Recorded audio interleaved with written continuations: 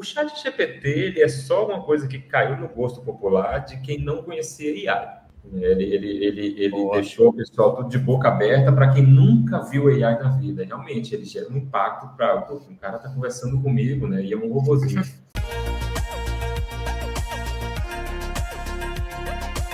Bom dia, boa tarde, boa noite. E aí, Alan, tudo bom? Como é que você tá, hein? Me fala. Tudo ótimo. Estamos tudo aí a todo vapor agora, hein, Matheus? Pelo amor, hein? Sim. Agora vários convidados. Essa temporada realmente... Eu acho que essa temporada a gente já quis ir com o pé na porta. Com o pé na porta. Então, assim, já começando aqui, você que está nos ouvindo, seja no Spotify, nos vendo aí no YouTube, nos acompanhando no Instagram. Então, nosso muito obrigado, né? A gente tem que agradecer aos nossos todos os seguidores, o pessoal que está mandando mensagem. Você que está ouvindo, tem alguma ideia? Entre em contato com a gente. A gente... Igual a gente falou na nossa live de abertura, né? Eu acho que o Pull Request é feito por todo mundo, né? E colaborado, co-criado juntos. Então, acho que a primeira coisa, eu gostaria de começar esse episódio agradecendo todo mundo que está nos apoiando. E até porque, Alan, assim, a gente agora tá esse mix, né? A gente tá chique, né? A gente tem presidente, né? CTO, a gente tá falando sobre tecnologia. Eu acho que é chegando no consenso que a gente queria, né? Eu acho que falar sobre tecnologia e inovação, seja um pouco mais profundo, né? Outro mais sobre carreira. E esse episódio, eu admito que desde que a gente gravou aquele, não sei a ordem que vai sair, eu gosto assim, né? Que a gente não sabe a ordem que vai sair, mas quando a gente gravou lá com o Solution Architect da Mongo, um papo bem técnico. E eu falei assim, pô, sabe aquele gostinho de quero mais?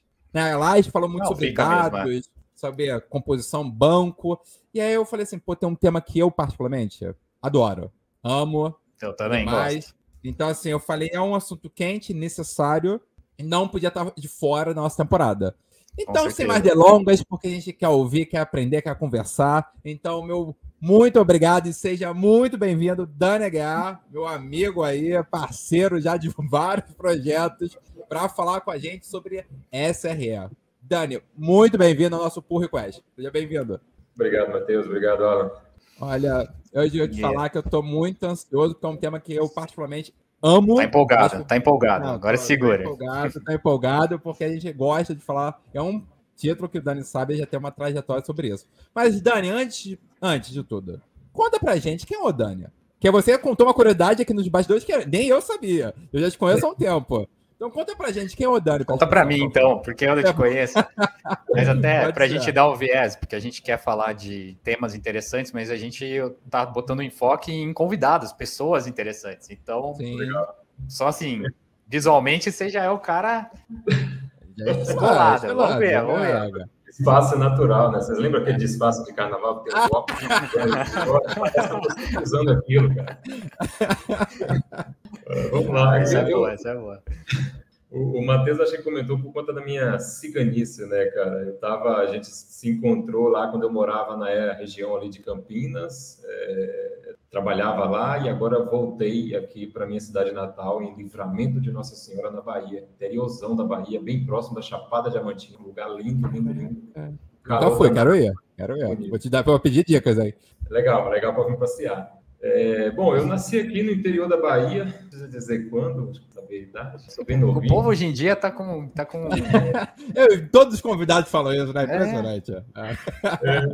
E, cara, interior da Bahia, o primeiro contato que eu tive com o computador foi em 2002, eu acho. Muito longe, então computação já tinha até celular, eu acho que nessa época, e eu tive meu primeiro contato com o computador, e o cara agora hoje trabalha com computação, é meio que loucura, doideira, né? Então, eu fiz minha graduação em Engenharia da Computação, aqui numa cidadezinha próximo dessa CCI, e alguns problemas na faculdade me fizeram buscar uma outra faculdade. Eu fui parar lá no interior de Minas Gerais, em Conselheiro Lafayette.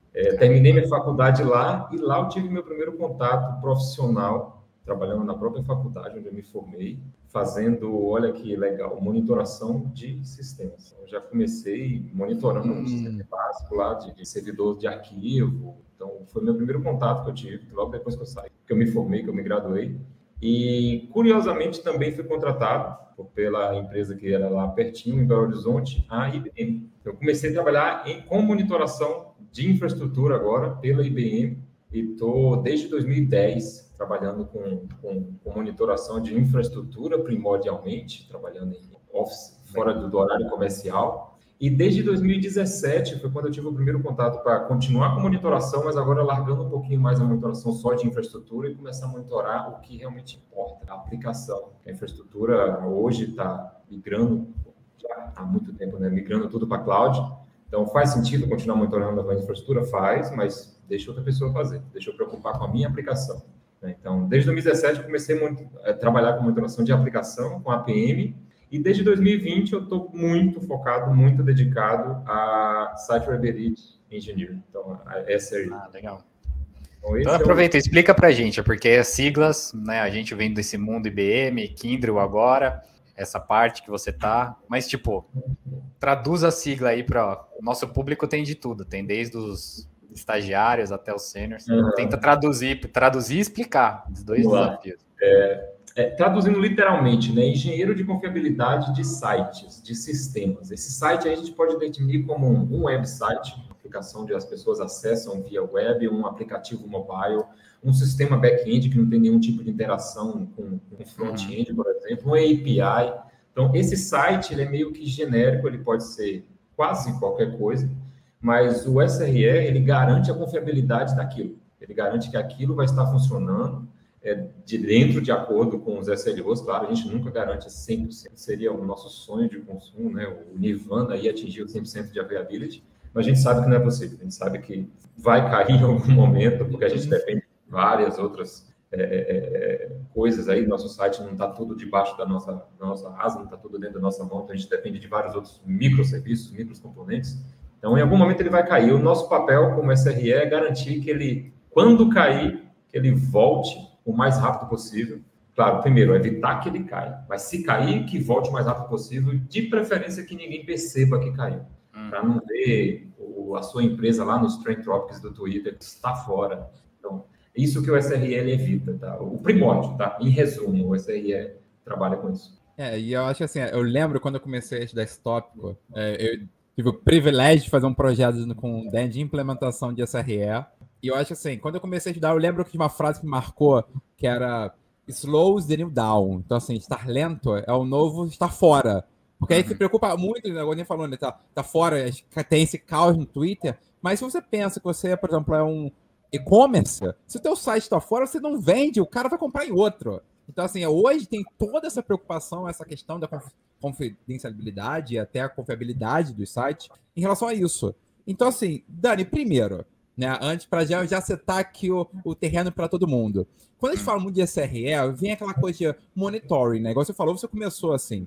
Mas eu lembro que tem uma diferença entre monitoring e observability, né? Então, assim, explica o pessoal, assim, primordialmente essa diferença, porque eu acho que as pessoas acabam associando muito monitoring com SRE. Mas eu vejo que o SRE é esse próximo passo. Explica pra gente, por favor. Acabou virando um buzzword, né? Observability. Observability acabou virando um buzzword. Todo mundo acha que colocar uma monitoração e colocar um dashboard, eu estou fazendo observabilidade. Eu estou observando. Observar sim, é isso. É olhar um dashboard, você está observando. Mas você pode observar uma figura, continuar observando, aquilo não é observability. Né? Se você está olhando a monitoração do seu sistema e coloca a monitoração só de infraestrutura para olhar CPU, disco e memória do seu host, onde está servindo a sua aplicação, você não tem ainda observability. Você tem a monitoração da infraestrutura. Tá? O observability, quando a gente olha no conceito dele lá no Wikipedia, por exemplo, o observability ele lida com 3 pilares, que é o pilar de métricas, que é onde a gente pega os dados de CPU, de performance em si. A gente pega os dados de log, que também é um ponto muito importante na monitoração. Alguns sistemas não tem como a gente capturar métricas dele, então vai ser só via log. E um outro ponto muito importante que muita gente ainda peca são as monitorações dos traces. O que é trace? É você acompanhar o end-to-end. Quando você clica no botãozinho de comprar ali no site, o que está acontecendo por trás daquilo tudo? Então, isso é o trace. Enquanto você tem esses 3 pilares, as métricas, os logs e o trace, aí sim você está pronto para começar o observability. O observability vai um pouco mais além. O que você está fazendo com esses 3 dados, né? Com esses dados de métrica, de log e de trace? Um threshold lá e vai te alertar quando tiver alguma coisa deviei fora do padrão. É observability? Não, isso continua sendo monitoração.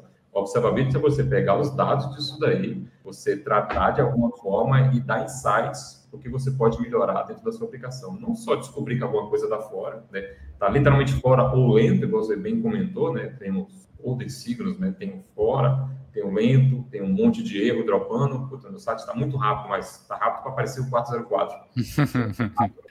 Então, tem esses pilares da monitoração que você engloba, você analisa todos aqueles dados, você toma uma ação com base nisso, aí sim você atinge o Observability. E não para por aí, né? O Observability ele vai te instigando a melhorar, que são outros tenants do SRE. É curioso que esse conceito acho que não existia na época pré-nuvem, né?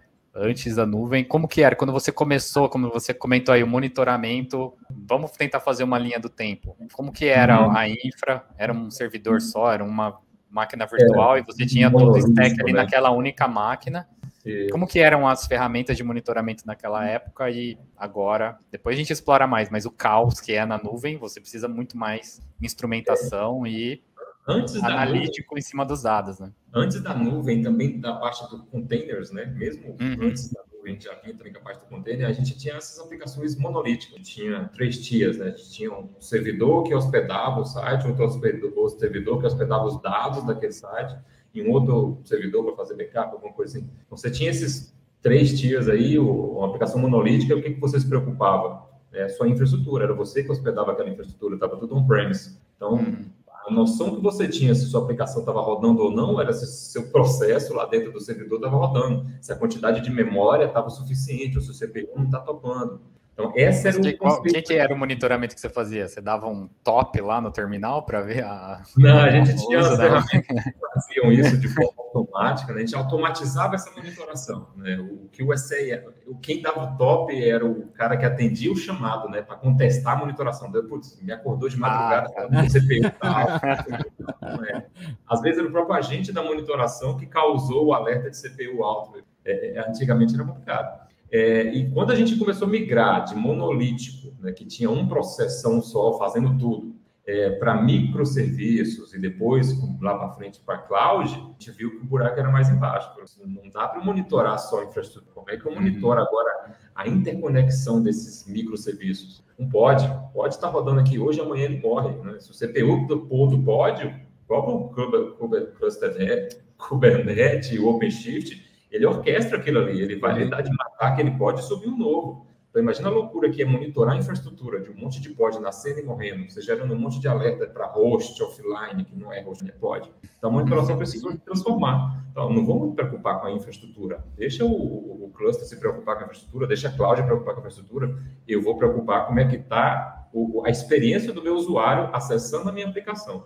Então, foi daí que teve a grande mudança não vamos mais monitorar a infraestrutura, vamos preocupar agora com os golden signals, né? Com a experiência do usuário, que é o que realmente importa para a gente. Que a nuvem aumentou a complexidade, mas aumentou a automação também, foi naturalmente evoluindo, né? Então, a gente acabou... O cara mexe com infraestrutura. Como é que era antigamente, né? Eu vou para dev ou eu vou para operations? Não gosto de programar, não gosto de dev, vou mexer com operações. Hoje em dia, você chega para mexer com operações e tem lá, infrastructure as a code. Você vai ter que saber dev, você vai ter que mexer com Terraform lá e mais. Então, hoje em dia, um outro muito ponto importante para o SRE é o skill, né, que é necessário. O SRE é muito focado em melhorar as atividades para as operações, mas ele faz aquilo porque ele conhece muito de dev. Então, o cara que ele já tem um background de dev, por isso que o Matheus é empolgadaço com o SRE, o cara é dev.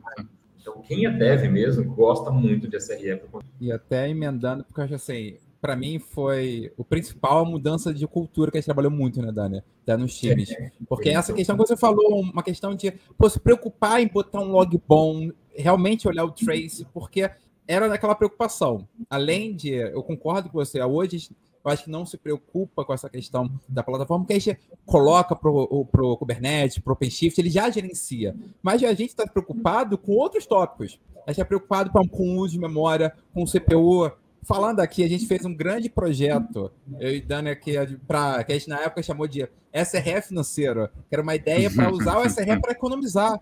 E Dani, até hoje eu acho que a gente perdeu um super trending topic na época, que hoje é o FinOps, né? Que é justamente todo mundo faz isso. A gente fez isso tem uns 2 anos. Não, Sem saber, né? Sem saber. Porque aí o Dani aproveitou uma janela de manutenção, inverteu, e aí a gente usava isso para desligar e ligar os pods na aplicação e tal, para economizar, que era ambiente de dev e homologação, não precisava ficar 24%. E a gente economizou, acho que em um ambiente, 70% do custo de memória. Então, assim, foi uma sacada que a gente teve porque a gente começou eu e o Dani ficava conversando. O Dani me perguntava, eu falava com ele, a gente via qual era a plataforma. E falando sobre plataforma, eu ia te perguntar assim, eu brinquei aqui, pra mim, quase não é Dani, é Dynatrace Dani. Né? Porque a gente tá conhece até ali muito. Atrás, ó, até ali. Ai, ó, tu acha que o garoto aqui, eu acho que ele só falta. Ele tem tudo. Olha, isso que eu Dynamites. Olha só. Ele tem tudo. Qualquer evento da Dynatrace, o garoto tá lá. Seja aqui no Brasil ou no mundo, ele está lá.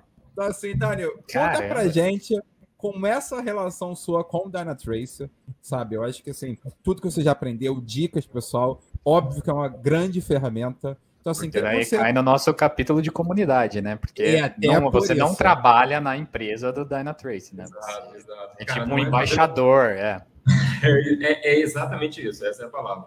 Não é fazendo propaganda da ferramenta, não estou vendendo o Dynatrace aqui, mas, cara, é uma ferramenta que facilita muito a vida de qualquer SRE. Não só SRE, qualquer pessoa, até dev, mas do SRE especificamente, porque ele faz Observability, ele faz AIOps, que é justamente pegar os dados que o Observability trata e automatizar isso daí, dar insights sobre o que você vai fazer com aqueles dados. Ele lida com gerência de eventos, ele manda evento para onde você quiser, integra com qualquer coisa. Você consegue monitorar literalmente qualquer coisa com o Dynatrace. Eu fiz um simulado para a comunidade, inclusive, para demonstrar o Dynatrace, as capabilities dele, e simulei eu monitorando a temperatura do óleo da minha moto, por exemplo. Você pode pegar um dispositivo IoT, colocar lá... Caraca, só não sabia. Coloca um termômetro dentro do motor lá da moto, dentro do tanque da moto, e ele manda as informações para a rede e o Dynatrace consegue enxergar esses dados. Você consegue integrar via API com o Dynatrace e você seta a monitoração lá, você seta um alerta, olha, a sua temperatura do óleo está muito alta, vai fazer uma manutenção, ou está muito viscoso, qualquer coisa, literalmente. Então, além de monitorar qualquer coisa, o Dynatrace ele te dá insights sobre aqueles dados. E para SRE, ele já faz tudo, ele pega os traces de forma automática e é muito fácil instrumentar. Então, lidando aqui com comunidade, primeiro, claro, eu comecei estudar a Dynatrace porque eu precisava trabalhar com a Dynatrace, né? Que eu ia suportar vários clientes utilizando a Dynatrace. Mas eu gostei tanto da ferramenta que eu virei realmente um embaixador. Eu entrei na comunidade da Dynatrace, vi que tinha muitas dúvidas que eu sabia resolver, então eu comecei a responder aquelas dúvidas e fui vindo lá na escadinha e virei um Dynamite, cara. Eu sou o único no Brasil que sou Dynamite e com isso você tem alguns benefícios, né? Tem uns brindezinhos, ganho um voucher para fazer certificação, que eu preciso renovar minhas certificações a cada 2 anos, então eu não pago mais. Eles deixam.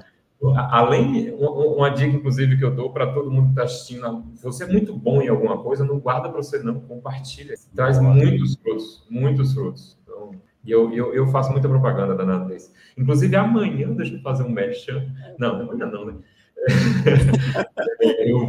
Tem um vídeo meu gravado em português para a comunidade de Moçambique, onde eu demonstro o Dynatrace do zero ao zero. Eu mostro o instrumento, um cluster Kubernetes, mostro uma aplicação sendo instrumentada e mostro como você usa o Dynatrace para pegar insights daquela aplicação.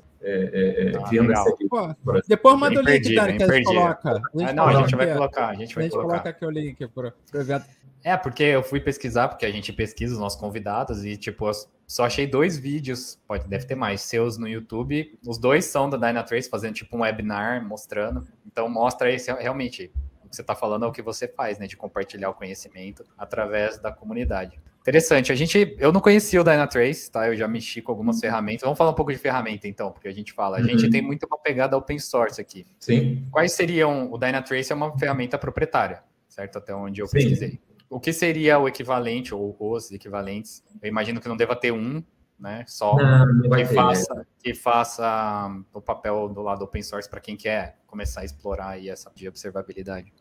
Uma ferramenta, não sei se é bem ferramenta, mas eu acho que sim. É o OpenTelemetry. O OpenTelemetry, inclusive, o Dynatrace consegue... É um padrão, né? Uhum. É um padrão. O Dynatrace, o Instana, o Datadog, todas as ferramentas de APM, hoje eles já consumem o OpenTelemetry. Então, se você não quer gastar com a ferramenta depois, se você quer coletar os dados e instrumentar por conta própria, o OpenTelemetry é uma ferramenta que eu recomendo muito. e é inclusive uma ferramenta que eu preciso estudar bastante também, porque eu acho que esse vai ser o futuro, inclusive, tá? Esquece um pouquinho o Dynatrace fazendo o agente dele para coletar lá do jeito que ele coleta, o Instana também fazendo a mesma coisa, o Datadog faz a mesma coisa. Imagina no futuro que você tem várias aplicações, você quer reduzir custo, vai ficar trocando de ferramenta, instrumentando sempre sua aplicação. Com o OpenTelemetry, não. Você instrumentou o OpenTelemetry, não importa para qual ferramenta vocês vão mandar os dados. Isso é bom. Isso é maneiro. Isso é importante. No meu último projeto eu usei Honeycomb, que também implementa, não sei se você conhece Honeycomb. Sim, era fantástico. Imagino que Dynatrace seja, mas é proprietário também, mas implementa o OpenTelemetry, então é o que você falou, se você tem uma API em Python, basicamente você instala os pacotes do OpenTelemetry e coloca as variáveis de ambiente lá e já era, você não precisa fazer mais muita coisa não, ele já sai capturando tudo. E você escolhe o que você quer monitorar, né? Que tipo de trace você quer instrumentar mais a fundo, que tipo de trace você não tem, porque você paga por dado hoje, né? Então é muito dado fluindo, não tem muito tempo. Imagina o storage, você vai ter que pagar isso daí, então você escolhe o que você quer. Sim, isso é importante. Não, eu acho até justamente por isso, né? Eu acho que hoje, olhando o SRE, a gente tem essa questão da garantia da aplicação, da questão financeira, que para mim eu lembro que a gente conversava, brilhava meus olhos, porque a gente ganhou vários reconhecimentos até por causa disso, né? Eu acho que é esse olhar que a gente conseguiu para. E hoje, ainda mais esse ano, tá todo mundo falando sobre economia, redução de custo, o que foi, então acho assim, todo mundo tá começando até a se assustar com, porque a gente fala muito nessa questão, óbvio, transformação e tudo mais, uma pessoa está indo para cloud, mas aí olha que talvez você também só ir para cloud sem se organizar, sem arquiteturar a sua aplicação, você vai gastar rios de dinheiro. Vai. Então, é a pior estratégia que tem. É a pior estratégia fazer só o shift left, né? Você pegar o que você tem bagunçado em on-premise, jogar para o cloud e achar que vai magicamente assim. Só está mudando o problema de lugar. Exatamente. Exato. E escala rápida também. Escala a infra e escala o cartão de crédito rapidamente. E até por isso, minha curiosidade, você falou sobre a importância, né, talvez até de skills, e até por isso que você comentou essa questão de desenvolvimento, mas eu vejo também, você tirou a certificação de cada um dos provedores de cloud. E aí eu acho que, assim, até te perguntar, o motivo até foi esse, porque, assim, eu imagino que você queria conhecer mais, porque é cada um serviço para poder implementar ou até instalar e conhecer, né, as vulnerabilidades, acho que até os pontos fracos fortes, né? Como é que foi a sua experiência em relação a tirar todas as certificações hoje dos provedores de cloud que tem? Como é que foi? É mais por conta de onde eu estou hoje, né, na Kyndryl. Então, na Kyndryl hoje ele é um provedor de serviço que ele é agnóstico. Não importa onde o cliente esteja, está no Azure, está no AWS, está na Google, está na IBM Cloud, está na Oracle, nós vamos te suportar. Então, eu quis me preparar. Falei, beleza, eu conheço Linux, conheço Windows, conheço infraestrutura, conheço on-premise. Agora eu preciso conhecer Cloud, preciso conhecer Kubernetes. Então, como é que eu consigo estudar isso daí e ter um retorno legal? Certificação. A empresa paga para mim? Paga, legal, então vou fazer. Fiz 3 certificações da Azure, eu comecei a estudar com a Azure. Na verdade, eu comecei a estudar com o IBM Cloud, que é onde eu já estava lá dentro da IBM, então eu comecei a estudar mais o conceito de cloud, mas a primeira certificação que eu tirei foi da Azure. Então, eu comecei com a Azure Fundamentals, então peguei um conceito muito bom de cloud, fiz a prova, passei, gostei, fiz a de Administrator, que é um pouquinho mais aprofundada a utilizar. A primeira prova de cloud de todos os provedores é só assim, o conceito, né? O que é cloud, software as a service, infrastructure as a service, platform as a service, storage, network. Inclusive, uma dica, todas as provas, a primeira prova, né, inicial, é tudo igual, tudo igual. A única coisa que muda é o nome dos produtos. A Azure tem um produtinho lá que ela chama de XYZ, a Google chama o mesmo produto que chama de HIJ. A AWS vai ter o mesmo produto com o mesmo conceito, só muda o nome. Então, a única coisa que você tem que mudar de um produto para o outro é o nome das plataformas. O resto do conceito é a mesma coisa. Mas as outras duas da Azure que eu tirei foi da Administrator e Architect. Foi a que eu realmente me aprofundei, foi a que eu precisei mais me aprofundar, porque é onde eu suporto, né? Então, eu tirei essas outras duas. Aí, eu parti para a da Oracle, também consegui fazer sem curso, então fui fazendo. E com essa eu vou aprendendo, cara. Fiz a da Oracle, a primeira, que é a Associate e Administrator também.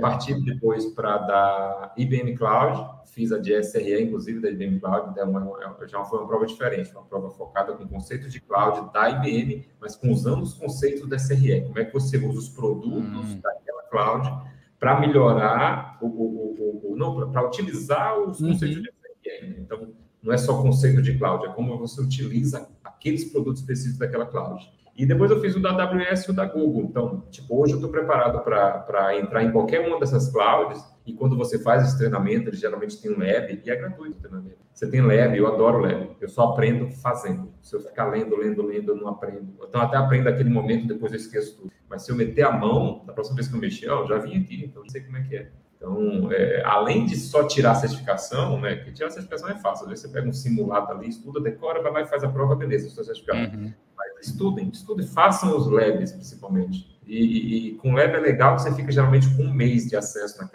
naquele ambiente de cloud, então você pode subir um monte de VI. Brincar à vontade, né? Legal. Inclusive, a parte do Dynatrace, quando eu estudei, foi junto com a Azure. Então, eu tive, acho que foi 1 ano na época. Então, saí subindo um monte de lab e fui fazendo lab também na Dynatrace. Então, saí subindo um monte de aplicaçãozinha. Então, é bem bacana. É legal você abrir seu leque, né? Não ficar se apegando só a um, seja agnóstico. Igual eu sou muito fã da Dynatrace, mas eu conheço o conceito de APM. Então, qualquer outra ferramenta de APM que eu trabalhe, para mim vai ser fácil, porque eu já conhecia esse conceito. Então, não se apegue a uma ferramenta, a um provedor de cloud. Se apega ao máximo que você conseguir, principalmente se for gratuito. Irado, legal. Até porque é bom, né, Alan? Porque assim, a gente já conversou com outras pessoas, pedindo dicas, e as dicas eu acho que é engraçado, elas meio que se repetem, mas de uma forma diferente. Você falando sobre isso, a gente já comentou muito sobre o pessoal que quer aprender a desenvolvimento, o que for, mas esquece o fundamento, esquece lógica, esquece aquele básico, né? Quer se preocupar num framework específico. Então, assim, eu acho que é a mesma coisa. Uma ferramenta, né? Facilita muito hoje. Exatamente. E, assim, Dani, uma coisa inegável é olhar o brilho nos teus olhos quando você fala, né? Se dá para ver que você realmente gosta, né? Ainda mais, já te conheço há um tempo, esse assunto. Mas, então, assim, vamos lá. Eu acho que, para quem está começando, né? Vamos imaginar assim, eu acho que a gente está falando aqui, eu acho que é um papo super rico para quem já está na área, conhece, mas para quem, assim, ouvi falar, gostei do papo aqui, quero começar. Por onde você acha que seria o melhor caminho? A gente está falando de SRE ou de alguma coisa específica? Não, acho que... Ou de tudo? De tudo, né? Acho que de tudo, né? Dica de carreira. Acho que a certificação foi bem interessante, só fazendo os comentários, porque é algo que eu também sempre tive na minha carreira, quando eu trabalhava com Java, eu fiz o currículo inteiro de Java, depois agora estou fazendo de Cloud, OpenShift, etc. Mesmo se a sua empresa não paga, né, conversa aí com o seu gerente, justifica o valor dele, porque normalmente é caro para a gente, pessoa física, 100, 200 dólares, 300 às vezes, mas às vezes a empresa tem um programa que suporta você a tirar essas certificações. E também eu acho interessante... vai lá. Desculpa interromper ela, mas também, ou também, às vezes, as próprias empresas que oferecem certificação têm eventos que dão as certificações. Da Dynatrace eu sei que tem e tal, então assim, da Blast faz, pelo menos alguns vouchers de desconto também tem. Então, assim, fique atento, se cadastre e pelo menos veja o e-mail. Porque algumas certificações eu tirei, foi dessa forma. Foi recebendo e-mail e falou, opa, vou entrar nesse evento e ganhar certificação de graça. Entrava, ganhava um voucher e fazia. Aí outra coisa, né, cara, a carreira é sua, não é da empresa. Então, a da Dynatrace, por exemplo, foi a primeira certificação que eu tirei depois de séculos, assim, eu paguei por conta, eu não esperei a empresa me pagar, não, porque eu queria já chegar falando assim, vou chegar já com o certificado na mão, e eu fui o primeiro cara do time que o time já suportava a ferramenta, então eu já cheguei novato lá, com um mês só de skill na ferramenta certificado. Então você gera um impacto legal. Você fala, sim. Não, tem dois fatores. Tem o fator de enriquecer o seu currículo também, a sua carreira, então é um investimento, assim como você pode pagar um curso por fora, uma pós, alguma coisa. Acho que pra gente que é bem técnico, a certificação tem um peso bem legal. E acho que calhando com a pergunta do Matheus, já tentando fazer a sua resposta para você, os próprios tutoriais para estudar, para certificações, ajudam a começar. Então, você pega os Advocate ou os Entry Level os iniciantes das certificações, tem os cursinhos, tal, os tutoriais. E também é um assunto que vem bastante, né, Matheus? É essa forma de aprendizagem que a gente tem visto. Sim. Eu me encaixo mais no seu, Dani. Eu vou mais para tutorial. Eu preciso fazer na prática. Eu já tenho colegas aqui que, tipo, ele pega o livro de 300 páginas e mastiga o livro em 2 dias e... Não consigo. Pô, eu não consigo também. Mas aí a profundidade é uma diferença de profundidade. Sim. Então, acho que a certificação, ela dá essa balanceada, né? Dessas formas. A dica que eu dou, cara, eu não sei se é aberto para todo. Eu acredito que seja assim, tá? O da Azure, eu estou fazendo propaganda da Azure aqui porque foi o mais completo. De todos os cursos associados que eu fiz, foi o mais completo. E ele é gratuito. O da AZ900, que é o Azure Fundamentals. E ele te dá um conceito, para quem não conhece Cloud, é o curso que eu recomendo. E ele não tem hands-on, não tem lab, mas eu acho que... Te dá teoria de nuvem. E ele te dá um conceito bem básico de cloud, assim, que você consegue entender. Você sabe o que é infrastructure as a cloud, as a service. Você sabe o que é plataforma as a service, software as a service. São os três básicos, né? Ele te fala o que é function, né? Serverless. Você não sabe o que é serverless, ele te dá o conceito de serverless. Mesmo que você não faça a prova, estude por esse programinha que tem da Azure Associate, e você vai ter um conceito legal de cloud. Para quem não conhece cloud, então meu starter point é começar com esse da Azure. Como aqui que isso tem a ver com SRE? SRE é muito amplo. Você não vai ter um treinamento. Tem um livro do Google, SRE Book do Google. Você vai ver lá que ele é avançado para quem não conhece o conceito de cloud, não conhece o conceito de Kubernetes. Então você tem que pegar esse background primeiro. Você pega lá a pirâmide do SRE, né, do plataforma primeiro, embaixo de tudo ali está a monitoração. Então, ele assume que você conheça o que é monitoração. Monitoração, a gente está falando de monitoração de infraestrutura, de performance, não só da infraestrutura, mas também da aplicação, dos golden silos. Aí você vai subindo aquela pirâmide até chegar no produto final. Então, você tem que começar, antes de abrir o livro da SRE do Google, aprende um pouquinho antes dos conceitos. Estuda cloud, estuda conceito de containers, Kubernetes, é muito legal estudar. Dá para criar lab no seu próprio computador. Dá para criar lab hoje, você consegue subir um cluster Kubernetes, começar a brincar com POD, com CTL, foi o que eu fiz. E uma coisa que me ajuda muito a aprender, além dos labs, é ensinar. Depois que eu acho que aprendi muito bem alguma coisa, depois que eu fiz vários labs, desmontei, fiz de novo, desmontei, fiz de novo, o que eu costumo fazer é chamar o pessoal do meu time e falar, pessoal, vocês sabem isso daqui? O pessoal, não sei, então eu vou ensinar. Então eu vou lá e, sem compromisso nenhum, só com as pessoas que eu já conheço, caso você tenha vergonha de chamar alguém desconhecido, chama o seu amigo, alguma coisa. Então, mesmo que você também não saiba, igual hoje em dia eu estou dando aula aqui de inglês, espanhol e alemão para a comunidade aqui da cidade. Eu sei muito bem eu trabalho com inglês, estou estudando alemão, não passo fome na Alemanha, nem frio, e espanhol eu sou muito ruim, mas estou dando aula. Preparar a aula, eu estudo e lá na hora... Maneiro. Legal. Então, a ideia surgiu que eu ia dar aula com minha filha, vou começar a aprender inglês. Já que eu estou gastando aquele tempo, eu falei, vou abrir. Vou conseguir um espaço na cidade com um amigo, estou dando essa aula. E essa é a dica. Mesmo que você não saiba, se você puder ensinar para alguém, vai te forçar a aprender aquilo. Você aprende às vezes, né, o que falo, né? Eu tinha até colocado a pirâmide aqui, ó, mas não sei se a gente pode... Essa, né? Aí você vai escalando, né? Você começa a monitorar. Depois que você monitorou, o que você faz? Você vai ter que atuar no que a monitoração achou. Depois que você atuou naquela monitoração, você vai ficar sempre atuando? Não. Você tem que descobrir por que aquilo está acontecendo e resolver de fato. Depois que você resolveu de fato, o que você vai fazer? Você vai testar para saber se realmente resolveu. Então, sobe a nova release e analisa tudo de novo. Aí depois você vai ver, beleza, atingimos, está tudo monitorado, tudo certinho, mas não dá para melhorar, não dá para... Esse tanto de memória precisa mesmo? Vamos fazer um capacity plan. Aí depois você vai... Com base naquele capacete, você vai ajustando, agora só cuidando da parte de dev. E com isso você acaba com a pirâmide, cuidando só do produto final, que é o que importa realmente. Então, você não lida só com a parte de monitoração. Tá vendo que a SRE é muito mais complexo do que alguns conceito errado. Né? A SRE é só monitorar, a SRE é só automatizar. Não é bem isso, cara. A SRE é um pouco de tudo. Sim, essa pirâmide é legal, porque tem o desenvolvimento, tem várias coisas aqui. E eu admito que assim, na prática me mudou muito. Me mudou assim, meu trabalho como líder técnico, meu trabalho, minha essência como desenvolvedor, sabe? Eu comecei a pensar diferente do nosso trabalho que a gente fez junto. Porque eu começava a questionar assim, tá bom, mas se eu não coloco essa informação, se eu não coloco esse tipo de log, se eu não consigo esse dado, hoje que a gente fala muito, né, dessa questão de data-driven, aquela coisa toda, eles não tem nada, né? Eu ficava falando, a gente ficava discutindo, como é que eu vou saber que tá gastando memória, não tá? Como é que tá, se tá caindo ou não? Aí eu sempre perguntava, o que eu olho? Como é que eu sei? Você sempre perguntava isso. Eu ficava assim, eu tenho que saber. Né? Meu trabalho não é só realmente botar um código frio lá. Eu tenho que me preocupar que a aplicação inteira, ela é quase que ela tivesse uma vida. E assim, ela precisa estar, né, rodando bem, saudável, de uma forma como um toda. Matheus, você abraçou o ponto primordial da SRE. Para a SRE funcionar, a primeira coisa que você tem que fazer é isso que você fez, cara. É abraçar a cultura. Se você não colocar todo mundo do seu time para abraçar a cultura SRE, ele não vai andar. Então, e é um dos pontos que a gente mais tem dificuldade para implementar quando a gente vai no cliente, com a consultoria e falar, cara, eu quero implementar SRE no meu time. Beleza, você já trabalhou na cultura do seu time para se preparar para receber o SRE? Então, esse é um ponto muito importante. Se a gente pegar um time só de Matheus, cara, tá fácil. Mas também para isso tem que ter um Dani, porque admito, Dani, você vai abrir meus olhos. E aí, Dani, falando sobre essas questões, mudança cultural, mudança de era, a gente está vivendo uma mudança hoje em dia. A gente está vivendo uma mudança, talvez, de um olhar novo para um mundo aí, né, novo. Então, assim, a gente... Eu já falei, é quase um quadro aqui já, né? Essa questão, pelo menos para essa temporada, o impacto do ChatGPT, mas eu acho que não só ele, de uma forma geral, assim, AI generativas, AI e tudo mais.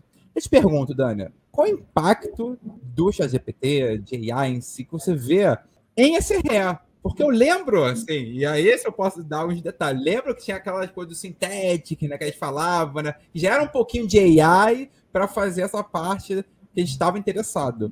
Como você vê o trabalho hoje? Você vê uma ameaça? Você vê como um complemento? Sabe? O que você vê sobre isso?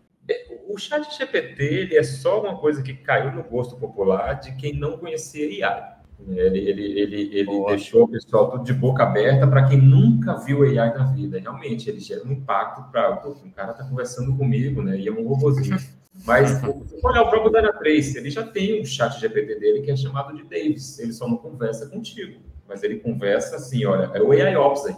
Ele analisa todas aquelas transações. Imagina, você tem milhares de microservices conversando entre si, passando por vários canais. Você acha que o Dynatrace vai te alertar 1 milhão de coisas ao mesmo tempo e falar assim, olha, tudo isso aqui está com problema? Não. Ele usa o AI dele, que é o Davis, e fala, olha, eu analisei todos esses dados aqui e te dei esse RCA, possível RCA. Se você tratar esse cara aqui, pode ser que o seu problema se resolva. O ChatGPT, ele faria a mesma coisa, só que conversando contigo. Ele é o mesmo conceito. Eu vejo, sim, o ChatGPT ajudando, não como uma ameaça, sim como um aliado. Imagina, esse é o Dynatrace, mas imagina você usando o OpenTelemetry. Você pega todos aqueles dados do OpenTelemetry, de alguma forma você trata ele antes, porque o ChatGPT não vai entender aquilo, ou talvez até entenda, não sei quanto ele evoluiu, e fala, ChatGPT, olha, eu estou com esse threshold de response time, essa métrica aqui de tráfego e essa métrica de erros. Você acha que a minha infraestrutura que tem essa capacity vai dar conta? O ChatGPT vai falar, não sei, cara, se você subir e colocar essa máquina, ou nesse horário específico aqui, que tal você diminuir a máquina para reduzir custo, ou diminuir a emissão de carbono? Eu vejo muito mais como aliado, cara, linkado justamente com o OpenTelemetry. Se quiser fugir de pagar a ferramenta, quiser... Você não fez? Que tipo de experiência você fez lá? Você já fez algumas dessas ou foi só mais no nível brincadeira mesmo? Muito pouco com ele, nada profissionalmente. Eu pedi para ele criar uma música nova simulando um dos cantores que parou de fazer música e foi igualzinho. Sério? Ficando bem legalzinho assim. Só para conhecer, vamos ficar de fora, entendeu? Eu não estou com muita disposição para olhar ele assim ainda. Disposição assim de tempo, tá? Mas eu preciso olhar, né? Porque... Mas eu também não vejo assim como o ChatGPT, porque eu já conheço, sei o que é o poder do AI, tá? Eu sei como é que funciona. Tem uma base de dados gigante e algo para analisar essa base de dados e trazer um resumo. Irado, até porque assim, a gente está perguntando para várias pessoas e cada uma dá uma opinião diferente, e isso que é legal, essa pluralidade, né? Eu acho que concordo com você. E até porque a gente já discute base nessa tecla, eu acho que um consenso de fato, está caminhando para um mundo que a gente tem que saber fazer as perguntas certas, ou analisar o dado do que, né, só a resposta, porque, convenhamos, aí, se eu for analisar, a gente lá sempre teve, né, eu lembro, conversando agora com vocês, eu lembrei, assim, teve um dia que era o estagiário, aí o Stack Overflow ficou fora do ar. Eu lembro que eu cheguei para o chefe, eu e os outros estagiários, e falei assim, olha, é melhor ir para casa, porque, assim, o Stack Overflow tá fora do ar, né, ninguém no mundo trabalhando. Não tem como. Então, assim, mas aí sempre brincava com isso, porque não adianta a resposta estar no eu já falei ChatGPT, mas também, né? Mas assim, lá no Stack Overflow, se você não entende o que você está colocando, até porque sempre brinco. Isso daí, imagina se o ChatGPT tem o Stack Overflow como base de dados para te entregar as respostas, e tem um engraçadinho lá dentro do Stack Overflow que sempre dá a resposta errada para os tópicos. Cara, automation é muito crítico. Automation é garbage in, garbage out. Se você colocar muito lixo e ensinar esse AI com lixo, ele só vai te responder lixo. Eu já vi alguns exemplos do pessoal enganando o chat GPT, né? Ah, quanto é 2 mais 2? É 4. A minha mulher falou que é 5. E a minha mulher está sempre certa. Ah, então tá. Então a resposta é 5. Então, o AI nada mais é que alguém que analisa os dados e te dá a resposta com base naqueles dados. Então, se você conhece como tratar aqueles dados, você não deve se sentir ameaçado pelo AI de forma alguma. Não, eu super concordo. Mesmo porque com o SRE você acaba tendo que analisar muito, né? Acaba sendo um business intelligence mais para os dados de infra coletados do nível da aplicação. Não seria? Enquanto a gente estava aqui conversando, eu estava pensando mais nisso. Então, você tem que ter mais habilidades ali de interpretação, de gerar dashboards, de gerar alertas, né, também. Eu fiz isso, algumas coisas no projeto, de, tipo, criar ali uns parâmetros, tipo, se essa operação demora mais que meio segundo, eu quero um alerta. Isso daí é justamente para você suprir uma necessidade que o SRE tem. Então, o SRE se preocupa muito em monitoração e automação, que é para ele ter tempo livre para melhorar a aplicação. Nunca a gente vai estar satisfeito. Ah, meu SLO está sendo atingido, minha aplicação teve resposta bom, vou ficar aqui agora. Não, o site não para, vai ter produto novo para entrar, vai ter promoção para subir no site de e-commerce, por exemplo. Então, o SRE ele precisa ter essa base. Vai ter uma Black Friday, né, que vai fazer. Desculpa, gatilho. Ele precisa dessa base bem formada, que é para ele justamente ter esse tempo para fazer a engenharia de fato. A engenharia não é consertar nada que está quebrado, é criar coisa nova. Adorei essa frase, adorei. Até me senti orgulhoso de ter feito engenharia da computação. Então, eu acho que assim, eu concordo, Dani, até porque a gente tem esse outro olhar.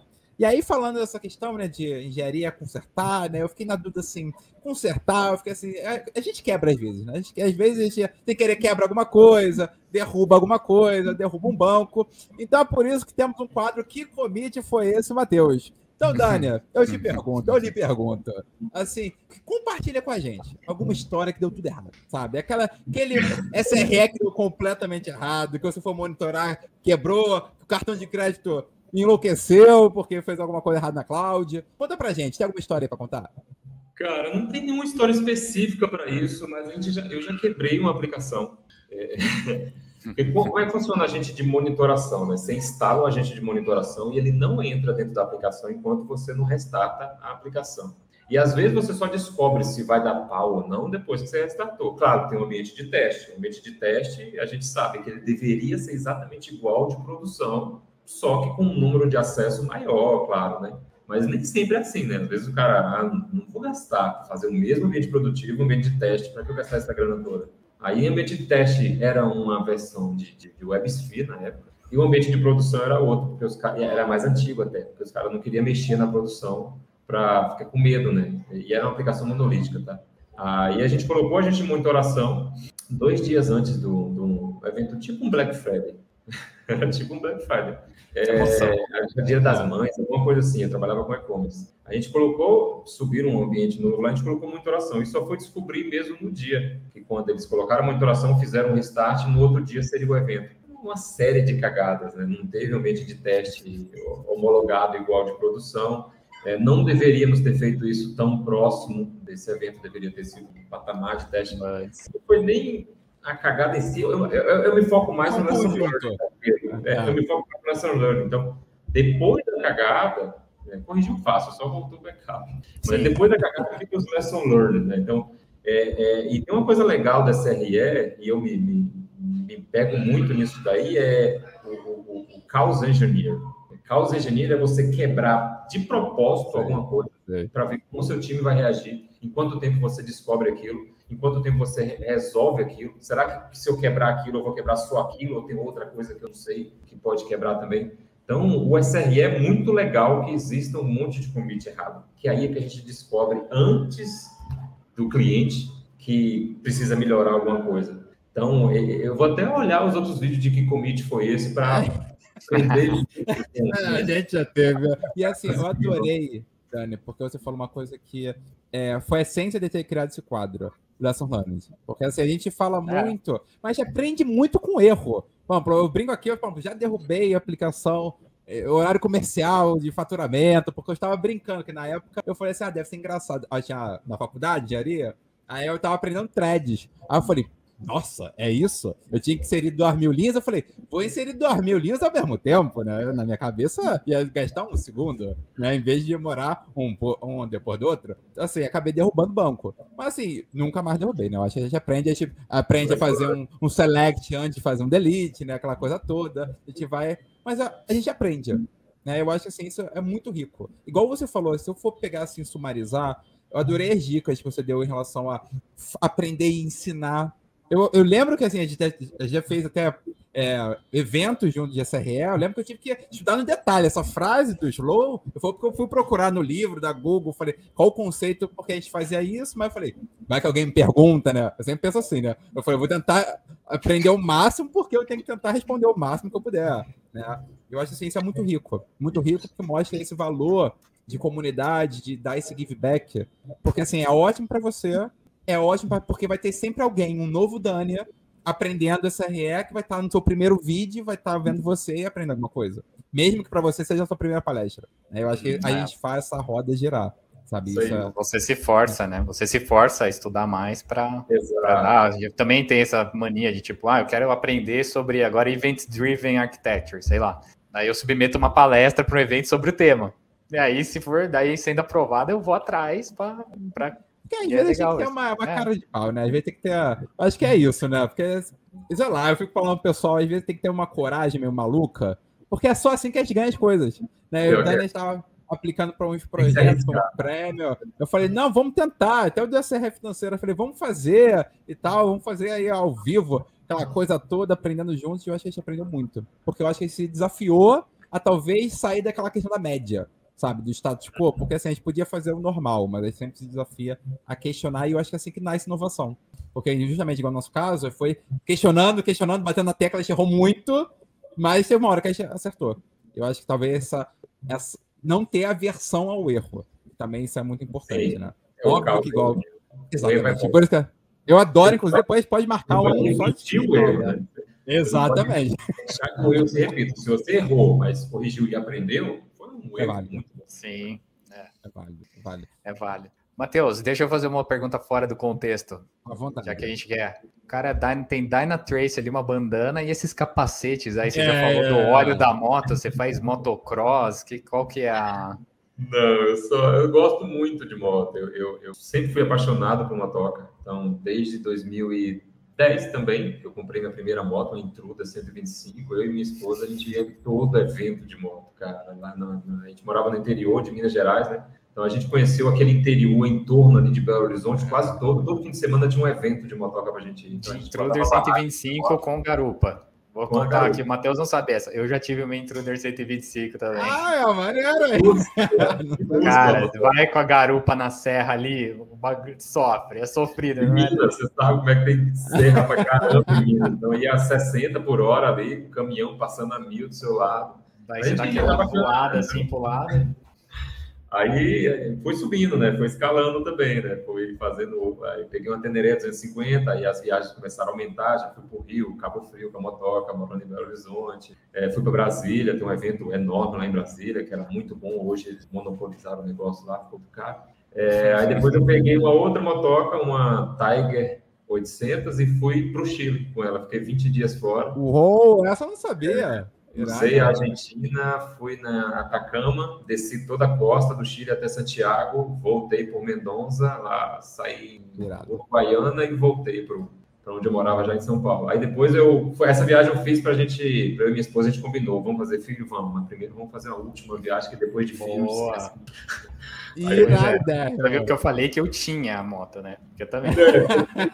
Agora meus meninos já estão um pouquinho maiores, já peguei uma outra, aí peguei uma Dyna, uma Harley. Qual o nome da moto? Dyna. Dyna 3. Foi de propósito, admito, foi de propósito. Pra mim é a melhor moto da Harley, cara, a Dyna. Aí eu tô com ela agora, e agora que meus meninos... Agora voltei pra Bahia, porque lá no interior de São Paulo só tinha eu e minha esposa, não tinha quem deixar os meninos. Agora aqui no interior da Bahia tem vó, tem tia, então lá com os meninos deles, sai com moto. Não, tô brincando. Não, é verdade. Não, maneiro. Eu acho até legal, porque assim, eu já sabia, óbvio, né, teu gosto por moto, mas não sabia essas curiosidades todas. E dessa viagem, Iradérrimo. Tem o blog, inclusive. Eu vou mandar o log depois. Eu registrei tudo o blog. Tá? Aí, ó, a importância do log. Tá vendo? Monitoramento da viagem. Monitorado. Agora a gente observa, tá vendo? Agora vai, exatamente. E eu documentei várias dicas, inclusive, documentos, tá coisas que levar, onde hospedar. Eu sempre fico pensando, quando alguém comenta como é que fez essas viagens longas de moto, como que você faz com borracheiro, com pneu? Porque você não tem step na moto. Dei muita sorte, eu não precisei. Não precisei, com gasolina. Mas você tinha um plano. Qual que é o plano? Não tem plano. Você leva um hotel, a gente reservou. O único plano que a gente teve foi a rota. A gente Mas se quebrar a moto? Cara, a gente teve seguro, né? Mas se precisasse sinal de celular, ninguém tinha. A gente deu muita sorte, eu dei muita sorte, porque a moto não teve nada. Eu parei só em Santiago para trocar o óleo por a quilometragem. E só, nenhum. Teve perrengue com um colega nosso que ele errou a senha do cartão, então ele ficou sem cartão de crédito na viagem. Nossa. O problema é o usuário. Nem essa ré dá para salvar com essa, né? Como essa. Da hora, legal. Não, irado. Eu também não sabia dessa história. Pô, Daniel, já me deu até dicas aí, 10 de outro tópico. Causa engenheiro irado. Já fiquei pensando aqui, Alan, é um outro tópico iradérrimo pra gente trazer aqui. Causa engenheiro não conhecia, eu conheci o Chaos Monkey, né? Os robozinhos que você bota lá pra ficar destruindo tudo. Só que é um humano. Mais maldoso. Dá pra quebrar bastante. Mas acho que é justamente isso, a gente se preocupar, e até porque, dependendo de onde você trabalha, o aplicativo, o produto que você tem, você vai ser exposto a milhões de usuários, milhões de requisições, de ataques. Ataques, inclusive, né, Alan, é um outro tema que a gente vai ter daqui em um outro podcast, essa parte de segurança, super importante. Então, assim, Dani, eu tô vendo aqui pelo horário, está chegando, infelizmente. Olha, sabe que aqui eu ficava com você hora, né? Hora, né, pra gente botar aqui o papo em dia. Mas, assim, para quem está nos ouvindo, realmente, eu acho que quer deixar uma mensagem final? Eu acho que, assim, sobre SRE, sobre carreira, mercado, sabe? Dicas de moto, para quem está nos ouvindo. Eu acho que ouviu aqui, quis saber mais sobre SRE.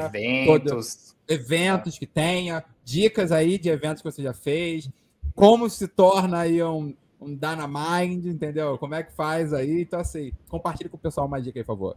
Acho que a mensagem final que eu quero dar é o give back, cara. Compartilhe o conhecimento que você tem. Né? Eu sou um Dynamite hoje porque eu compartilhei meu conhecimento com a comunidade. Então, procure comunidades de assunto que você quer para aprender, claro, primeiro, né? Que a comunidade sempre tem alguém tirando dúvida, você aprende com a dúvida de outras pessoas. A dúvida que você tem hoje, ela pode ser limitada àquele conhecimento que você tem. Quando você... não sei se você já viu aquele gráfico de conhecimento, né? Você olha, estudei, sei tudo. Quando você começa a aplicar aquilo que você estudou, você vê que você não sabe nada. Aí você baixa o gráfico de novo, aí você começa a aprender, ele vai subindo, não é tão exponencial o seu aprendizado. Então, e quando você está compartilhando, você está aprendendo mais, você está aprendendo dúvidas que outras pessoas vão ter e você nunca imaginou que poderiam ter. E, cara, sei lá, a lei do retorno, né? Então, o give back é muito importante. Você aprende, você tem benefícios com isso, no caso do Dana 3. Dicas de evento, vai em quantos você puder, presencial, inclusive, aumente seu network o máximo possível. Eu conheci o Matheus me chamou para cá, agora eu estou conhecendo o Bala. Então, esse network é bem bacana. Vai ter um evento mês que vem da Dana 3. Quem quiser voucher para fazer prova da Dana 3, Associate e Professional, inclusive, o voucher que eles vão dar tem no valor de $250. Participem, eu posso mandar o link para você depois, Matheus, você linka lá. Isso aí. Vai ter agora em maio. E é isso. Obrigado pelo convite. Muito legal. Muito bom. Dani, o prazer foi nosso. Realmente, assim, como eu comentei com o Alan, o objetivo era esse. Era um papo mais técnico, falar sobre realmente tecnologia. Você respira isso, dá para ver o brilho dos teus olhos, né? Então, assim, não tinha como. Quando eu pensei em alguns temas para fazer essa temporada, eu falei, tem que ter SRE. Eu falei para lá, eu já sei a pessoa. Já sei, porque quase o sobrenome dela é SRE/Dana Trace. Então, assim, não tem erro. Mas, Daniel, muito bom. Se eu for aí na Bahia, te manda uma mensagem. Pode mandar mensagem. Né? Não, perfeito. Se vier no Rio, também dá um alô aí. Mas, de verdade, muito obrigado. Eu acho que realmente é um exemplo essa questão de compartilhar. Sabe, dar esse give back, eu acho que igual você falou, a gente conhece as pessoas, porque a nossa área é isso, é conexão. Como você aí na Bahia, em outra empresa, a gente já trabalhou junto e vai continuar, tem essa amizade. Por isso, Eu acho que isso que faz, eu acho que talvez esse é o quê da nossa área, né? E também entender que é essas conexões para fazer, eu acho que isso é super importante. Então, Dani, muito obrigado, de verdade. E Alan, realmente, essa temporada eu admito que eu daqui a pouco quero ver o replay só para ouvir de novo. Eu gostei desse papo, mas então deixamos aqui para o pessoal aquela mensagem sempre, né? Todo conteúdo inédito sempre, segundas-feiras, 11h33, porque esse negócio de 33, né, o pessoal me falou, né? Muito preciso, mas foi assim, vamos lá. Eu admito que tem tem um motivo, a gente explica no próximo episódio. Tem uma lógica. Mas você que está ouvindo a gente aí na segunda-feira de manhã, perto do almoço, um almoço com conteúdo. Começa a semana bem informado com a gente com o Pull Request. Então, Alan, Dani, muito obrigado. Até a próxima. Obrigado, Dani. Valeu, até o próximo episódio, gente. Tchau, tchau. Até mais.